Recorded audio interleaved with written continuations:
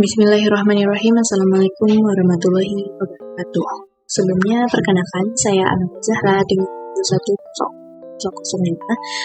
Di sini saya akan mempresentasikan materi dari topik 5 dan topik 6 mata kuliah analisis kebijakan, yang mana materinya adalah tentang prescribing, preferred policies, and monitoring observed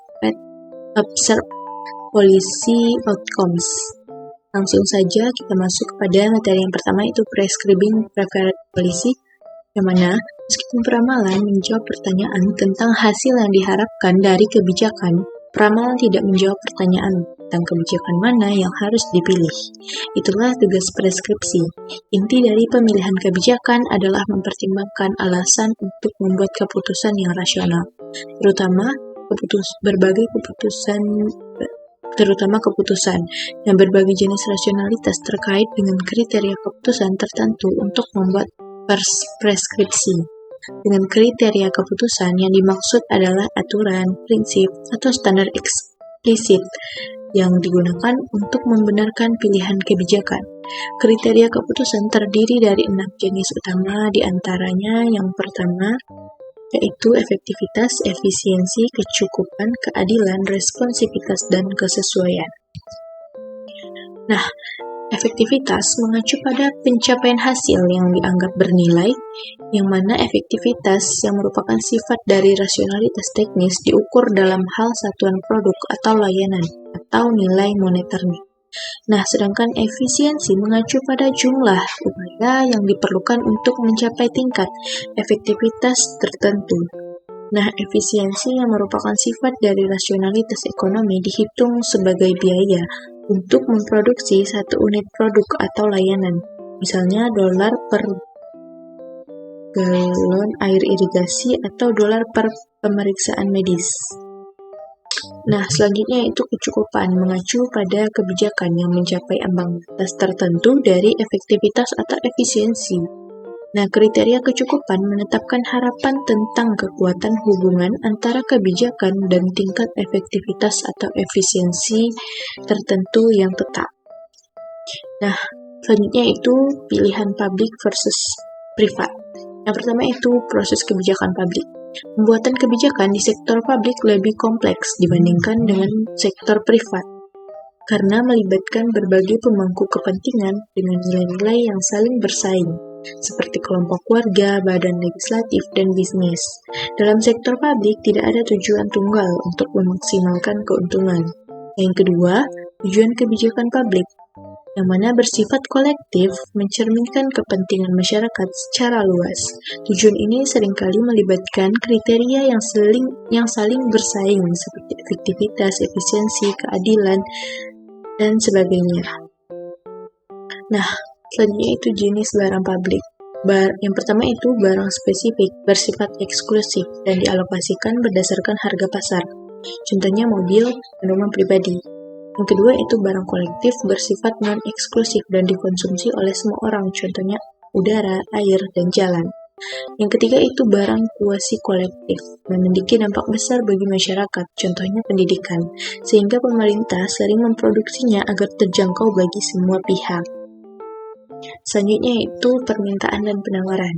Kombinasi antara harga atau price dan kuantitas atau quantity yang menghasilkan tingkat permintaan konsumen dan penawaran produsennya itu titik di mana kurva penawaran dan permintaan berpotongan menentukan harga dan kuantitas barang tertentu yang akan diperdagangkan di pasar. Nah, dalam ekonomi, grafik yang menunjukkan berbagai kombinasi harga dan kuantitas di mana konsumen dan produsen bersedia untuk membeli dan menjual suatu barang disebut kurva permintaan dan kurva penawaran. Nah, titik perpotongan antara kedua kurva tersebut dikenal sebagai kombinasi keseimbangan harga kuantitas. Kombinasi ini menggambarkan titik di mana konsumen dan produsen dengan kebebasan penuh dalam memilih akan memproduksi dan mengonsumsi dalam jumlah yang sama pada harga tertentu. Selanjutnya itu analisis biaya manfaat. Analisis biaya manfaat atau cost benefit analysis atau CBA adalah metode yang digunakan untuk membandingkan kebijakan dengan mengukur total biaya dan manfaatnya dalam bentuk nilai uang. Nah, CBA dapat dilakukan yang pertama yaitu sebelum kebijakan diterapkan atau disebut juga dengan ex ante untuk merencanakan kebijakan terbaik. Nah, bisa juga dilakukan setelah kebijakan diterapkan atau disebut ex post untuk mengevaluasi hasilnya. Nah, selanjutnya monitoring observed policy outcomes. Yang monitoring adalah proses pengumpulan informasi tentang penyebab dan konsekuensi dari kebijakan yang diterapkan Nah, monitoring bertujuan untuk menyelidiki hubungan antara cara kebijakan dijalankan dan hasil yang diamati, sehingga menjadi sumber utama untuk menilai keberhasilan penerapan kebijakan. Fokus utama monitoring adalah menetapkan fakta tentang kebijakan publik. Nah, sementara evaluasi lebih berfokus pada nilai-nilai. Hanya monitoring yang menghasilkan klaim faktual selama dan setelah kebijakan diadopsi dan dilaksanakan atau ex post. Nah, fungsi monitoring dalam analisis kebijakan diantaranya yang pertama yaitu kepatuhan, yakni monitoring membantu menentukan apakah tindakan para pengelola program sesuai dengan norma, nilai, dan standar yang ditetapkan oleh bahan legislatif, lembaga pengatur, atau asosiasi profesional. Yang kedua yaitu fungsi audit. Monitoring membantu memastikan apakah sumber daya dan layanan yang ditujukan untuk kelompok sasaran dan penerima manfaat benar-benar sampai kepada mereka. Selanjutnya yaitu fungsi akuntansi. Monitoring menghasilkan informasi yang berguna untuk mencatat perubahan sosial dan ekonomi yang terjadi setelah kebijakan diterapkan. Selanjutnya, deskripsi dan penjelasan. Nah, monitoring juga menghasilkan informasi yang membantu menjelaskan mengapa kebijakan dan program publik menghasilkan dampak tertentu. Selanjutnya itu pendekatan dalam monitoring. Yang pertama itu jenis kontrol.